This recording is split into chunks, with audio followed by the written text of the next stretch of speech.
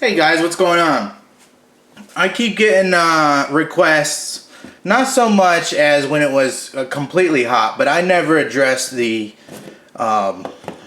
problem, the situation, whatever you want to call it, and that was Coldsteel's upload of them testing their Triad lock up against the Reeve Sebenza. I think it was a pretty good video.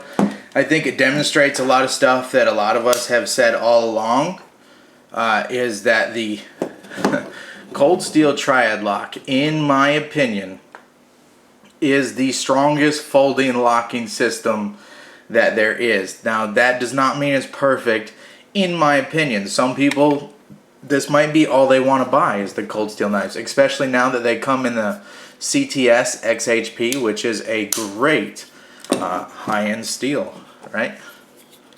One of my favorite knives, one of my favorite steels is the CTS XHP.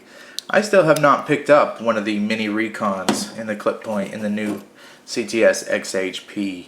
My cousin did. He's been very happy with it. This is, all three of these are still the old AUS 8A. But anyways, that doesn't change the locking system unless they did some upgrades that I am unaware of.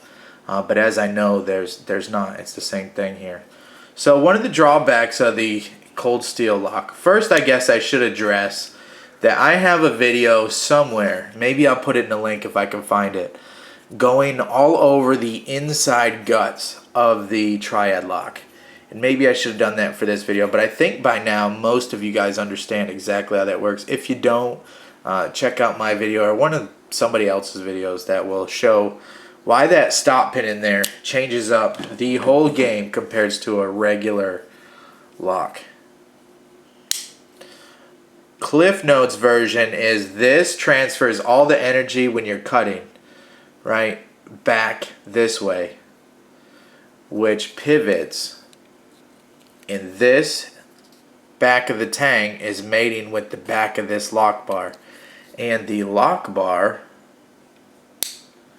is only held down by this one screw, right?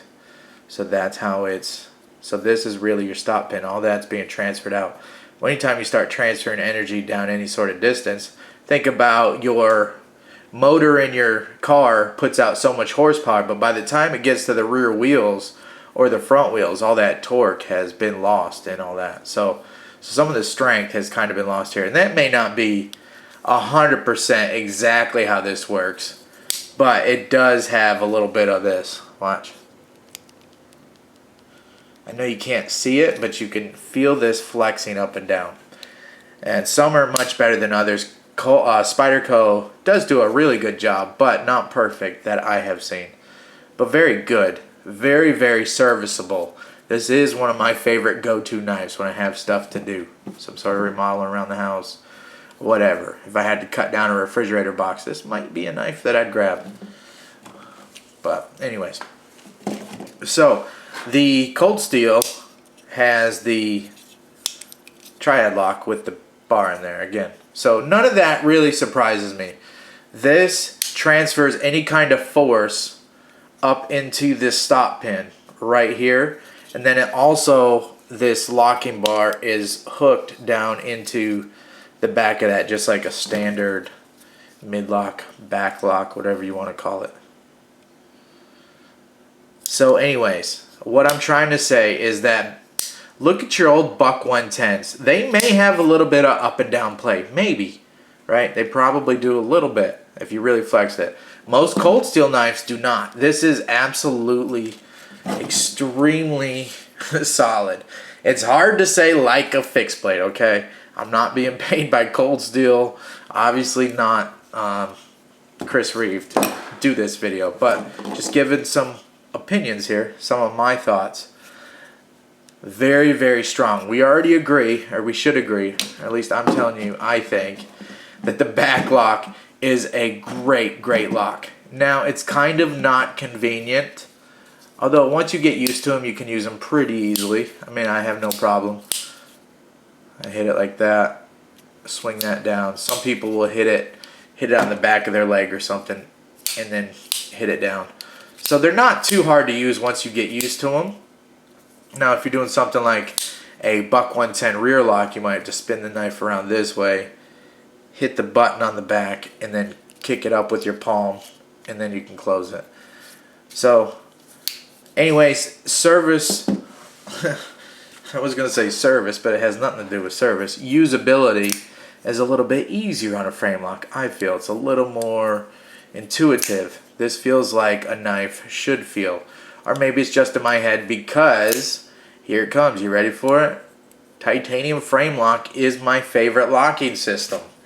Yeah, so that Coldsteel test will never stop me from buying or eventually making a titanium frame lock. I like the way that they look. I like the way that they're so simple that they just operate and function well. But if I had to say which one's going to fail first, it would definitely be the titanium frame lock every time. Even if it's made by the best frame lock maker in the world, what I believe, what many believe, the actual inventor of the Reeve integral lock, R-I-L, it's still going to fail. Not easily, not that it's unsafe, but because this does have a slight ramp on the tang, we might be able to see it a little better with Strider. But see how that's ramped? That means if enough pressure is applied to the spine, it can slip. Usually they're not going to jam up so hard that it will buckle out here and this will slide over positively to the other side 100%. In my experience, most frame lock failures are going to be slipping. And then once it slips a few times, it's going to start galling, however you want to pronounce it or say it, onto that lock face, and it gets a little easier to slip. That's why it doesn't make sense when people get their brand new knife and they just start spine whacking it. For one, it's not broken in, but once time you get that to fail once, it's going to be easier to fail the second time. It's going to be easier to fail and easier. So just be careful. That's my opinion on the spine whack. So it doesn't surprise me. Also, I think you have to take an account. Although me watching the footage, I don't think they did anything wrong or the test was not valid. I believe that they were running it as fairly as possible. I believe if you hired a third party to test these two knives against each other, that the Mini Recon would beat out the small Sebenza in lock strength. Now, every day living with a Triad lock, some people love it.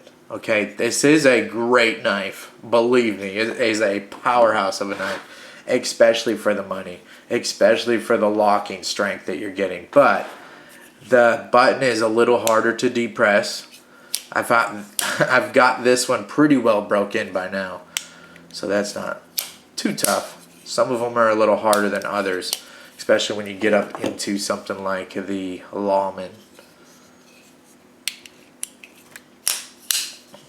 If you compulsively play with your knives like a lot of us do who are watching this right now, you can do this about 15, 20 times and your thumb will start getting a little irritated where you're pressing it down. You can actually see my skin's flat right there just from doing that a few times.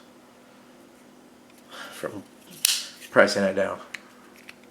Right, so that's a little bit, I don't know, it's not to say that, how do you like justify, oh, I like actually messing with this one more than I like messing with this one, so this is the better knife. You know, that's 100% user opinion. Your mileage may vary. Okay, so just pull your knife out and use it when you need to use it. But most of us know that's not exactly how a knife hobbyist operates, right? So it doesn't surprise me. I'm trying to keep it relevant, but also interject my own opinions to why I like frame lock. There's a lot more finishing options that I personally like. Also, another thing that some people were saying in some of the comments were some of the frame lock strength will come from when you're squeezing the knife and that lock bar has more tension going over to it, right? And that's a little bit valid, but I don't think your finger strength here, especially with the meat that's around your bones, your hand fat or whatever this flesh is here, that could easily slip out. Your hand is not really adding too much extra to that, which is why I would have to say if you tested up a frame lock being held, which I don't know how you'd simulate that, with a well done liner lock being held, I honestly feel like you might get about the same results depending on liner thickness of your liner lock, depending on engagement of your tang here, right? But anytime you ramp this, the tang of the knife, right? We've already went over this. I've made a whole video. Anytime you start ramping that tang, any kind of sharp pressure, any kind of constant pressure even, eventually will make it fail and it'll slide, right? Where I don't see where you could slide with this. And I believe this can be broken. They probably have, or somebody has a video in here of a Triad breaking and failing. But I believe that point is a lot higher than any frame lock could be, just by nature of the design and how it is. It doesn't mean it's better for me personally every day, in my everyday life. It would be cool, I think, to see them license this lock out. Although this is kind of their bread and butter, I don't think that would ever happen. But I think it'd be pretty cool to like see this lock make its way into other knives. You know, not that Coldsteel isn't doing a great job, especially now that they've listened. I wish CRKT would listen, but who knows how bad I wouldn't say the hijinks failed, but their forte into high-end knife making, I don't think went as well as it needed to for them to step up some of their steel, some of their knife productions. But anyways, this video is not about them. So a lot of people say, well, what's the point? I don't have a hinder next to me here, but some people in my wire XM18s consider tough. Some people said, well, just go get you a Coldsteel, right?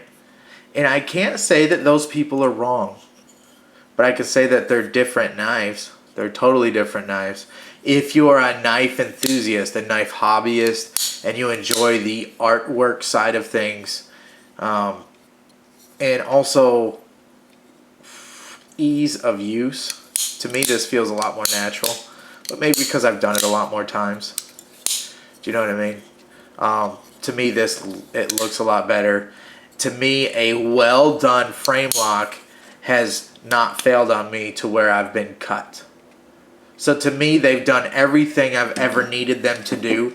If I need it as tough as this, I should be using a fixed blade. And that's kind of my theory. Although I'm super glad that Coldsteel has this option for us that, hey, in this folding knife, it's virtually a fixed blade. You know, it's extremely strong. That's great. I think the knife hobby is the best it's ever been, and I think it's only going to go up from there. I do think over the years, though, that this Triad lock, it's already stood the test of time. It's already a modern-day classic. But I don't see how it's going to get better than that. Not unless somehow you could have, like, a pin go 100% through the blade, and the blade tang, like, wrapped up all the way back and around here, and you had, like, 2 pins drop in from, I don't know. You know what I mean? I just don't know. And then you also would fight that saying, well, is it as easy to use as a frame lock? Probably not. These depress not very difficult, but difficult enough for you to not want to carry it every single day. In my opinion, that's just been my experience. So there you go. That is my thoughts on the Coldsteel versus Sebenza video. It doesn't surprise me, but it's not going to stop me from buying frame locks. It's not going to stop me from buying a Chris Reeve. Does it demonstrate how incredibly strong I almost said axis lock. I do have a few access locks. That'd be for another video. But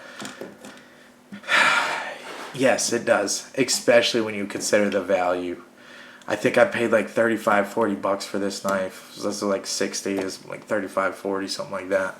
And now in CTS XHP, this knife is still under 100, I believe. Even if it's like 150, I don't know, I haven't price checked them. An incredible value. But even if I had this in CTS XHP, which I could go order right now, I don't think I'd carry it every single day like I would a Sebenza. And again, I just went over all that. So there you go. I enjoy them both. I am super happy that I'm not so extreme as to, oh, I need this or nothing, or I need this or nothing. I'm glad I can enjoy the whole range. And I'm glad that just the way my life works out, these suit me just as well as this suits me, you know? If I need something tougher, again, probably for the third time saying it, fixed blade. Fixed blade, okay? Line lock for me does just fine. And I'm not trying to justify, oh, the price of these or whatever, because there's a lot of even steel frame locks that are just, they're great knives. It's a great, simple design. Not a lot that can go wrong in them, as long as your frame to tang relationship is not ramped too much. So there you go. Alright guys, let me know what you think. Did it surprise you that the Coldsteel lasted longer before it failed? I don't even know if they went to failure on these. That it didn't fail before the frame lock. I think we all kind of see that coming. And I don't think it's going to stop many people who are real hobbyists from still using frame locks. So there you go. Just my thoughts, guys. Take them for what they're worth. As always on my videos, I want to give my opinions, but my opinions can also change. If there's something that changes, you know, I'm not so locked down into one way of thinking that I won't see it another way. So sometimes you guys put a comment down there, and like, yeah, it kind of does make sense, and maybe I'll change my ways, or maybe, you know, the way I think will change, or my advice given will change. So it's, to me, right now, frame lock is still my favorite, even knowing the fact that the Coldsteel Triad lock is probably a little bit tougher. Alright, see ya.